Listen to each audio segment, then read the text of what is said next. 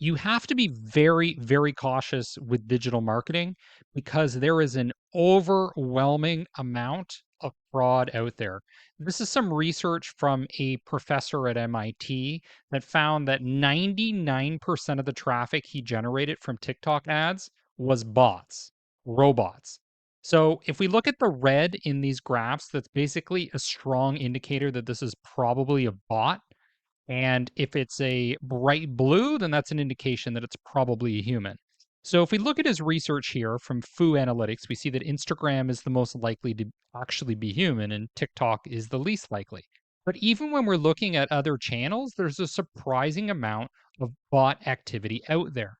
So the easiest way to avoid this is to avoid partner networks. So a lot of the advertising platforms are going to default you into extended websites and places that are not directly on that platform. So you can avoid a lot of the fraud by on checking that. Now, I would say that partner networks are generally better if you are optimizing for some sort of hard metric like revenue. But if you're doing something like views or awareness, then you're going to get a lot of fake traffic. You're going to get a lot of fake clicks from things that are not actually human.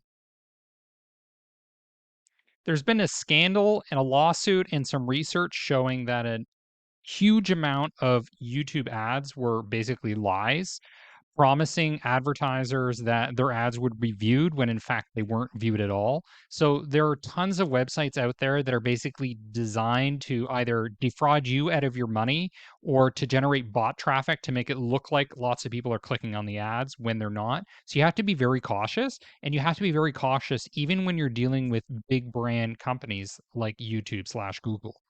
In this course, I'm not going to talk a whole lot about Google Display Network. One of the reasons is because there's just so much fraud there.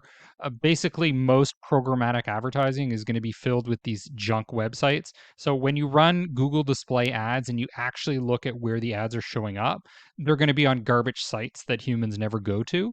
Now, if you are going to use Google Display Network, the best way to use it is to optimize for a hard metric such as revenue or I should say, looking at actual websites and handpicking the ones that you want to show up on. Because what's going to happen by default is you're going to get this long tail of terrible websites that you're never going to want your ads to show up on because humans don't go there.